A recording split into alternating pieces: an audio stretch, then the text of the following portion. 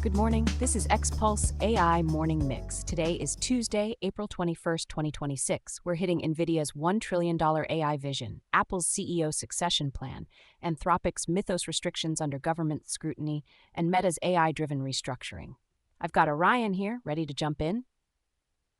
Ready, let's do it. Forbes reported on April 21st. Jensen Huang says Nvidia sees a $1 trillion opportunity, and the Vera Rubin platform is moving toward production, plus new storage designs.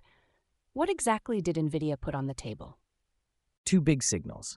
First, Huang framed Blackwell and Vera Rubin as a massive revenue runway. He used $1 trillion as the scale of the opportunity. Second, he said Vera Rubin systems should roll out across cloud infrastructure in the second half of 2026, which implies production planning is real, not theoretical. And the storage announcement. Why is Nvidia talking about that now? Inference is increasingly bottlenecked by data movement, not just raw compute.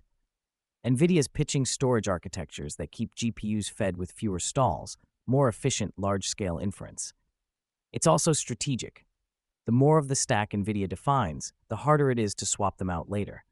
Vertical integration, but with more heat sinks. Fox Business reported on April 20th.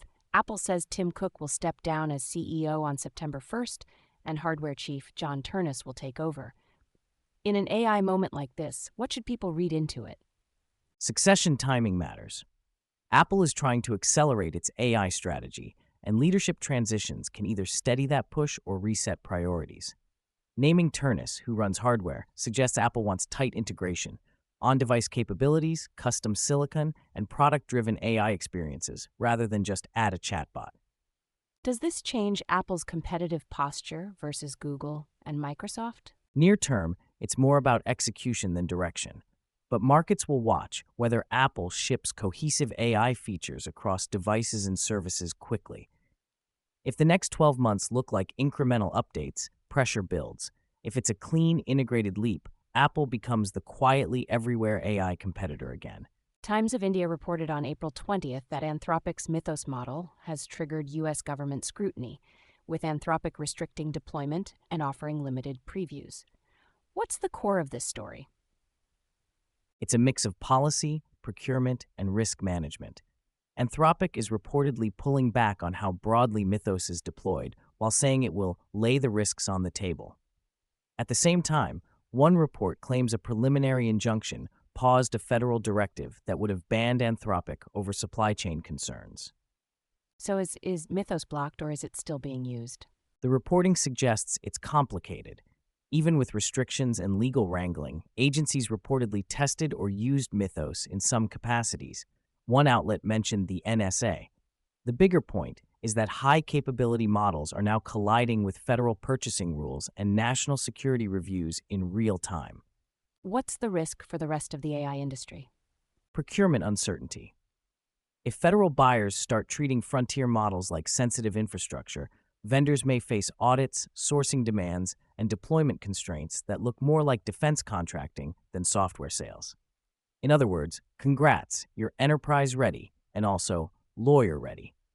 Quartz reported on April 20th that Meta will cut about 8,000 jobs starting May 20th, roughly 10%, as it reorganizes around AI and big infrastructure spend. What's driving these cuts? Meta is reallocating budget and headcount toward large-scale AI, data centers, GPUs, and a new applied AI engineering organization. Layoffs are the blunt instrument for funding that shift. When capital spending rises sharply, operating costs get squeezed, and payroll is the biggest lever. Does this signal Meta is pulling back anywhere strategically? It's less pullback and more concentrate. Meta wants to ship faster with fewer internal handoffs and to prioritize teams closest to model training, inference infrastructure, and product integration.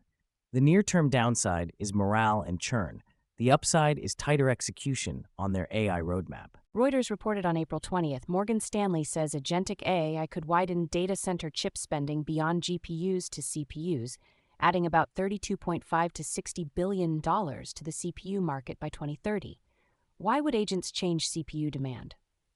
Agents create more orchestration work, scheduling tasks, running tools, juggling memory, coordinating retrieval, and managing many small requests.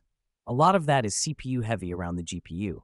As workloads become more autonomous, the supporting cast matters: CPUs, networking, storage, because utilization and latency become system problems, not just model problems. So who benefits? Just the usual suspects. Nvidia still benefits because GPUs stay central, but CPU vendors and cloud operators gain leverage too. If buyers optimize for whole system throughput, they'll spend on balanced architectures. It's a reminder that AI compute is turning into full data center redesign, not just buying more accelerators. All right, let's sweep up the other headlines across chips, labs, policy, and healthcare. Orion, what should people have on their radar? On chips, CNBC on April 20th says Marvel may help Google build custom AI chips. Broadcom shares fell on that news. On lab rivalry, Sherwood News, citing the information, reported April 20th that Google DeepMind formed a strike team to close gaps with Anthropic, especially in coding tools. And on funding, anyone new making noise? Yes. Tech Funding News, citing Reuters, reported April 20th that DeepSeek is seeking at least $300 million at a valuation above $10 billion, its first external round, aimed at reasoning models, agents, and infrastructure. That's a serious, we're commercial now signal. Policy is also heating up. What's the shape of it today? In the U.S., NBC New York reported April 19th that President Trump is pushing federal preemption to block state AI rules, with backlash from a Utah Republican candidate tied to child safety proposals. In Europe, Reuters on April 19th says Germany's Chancellor Friedrich Merz wants lighter EU rules for industrial AI than consumer AI. And the UK? The Register reported April 20th the UK launched a sovereign AI capability fund with a £500 million commitment, plus an £80 million procurement invite, reportedly allowing companies to retain IP created under government projects. Bring it home to healthcare. What are leaders worried about? Two signals on April 20th. The American Hospital Association covered a panel where major health systems emphasized governance, privacy, and patient safety for clinical AI. And Industrial Cyber reported the Health Sector Coordinating Council warning that AI-driven supply chains are outpacing cybersecurity oversight because models drift and vendor chains get opaque. That's XPulse AI Morning Mix from XPulse for Tuesday, April 21st, 2026. If this helped you track what's moving, share it with a colleague, and we'll catch you next time.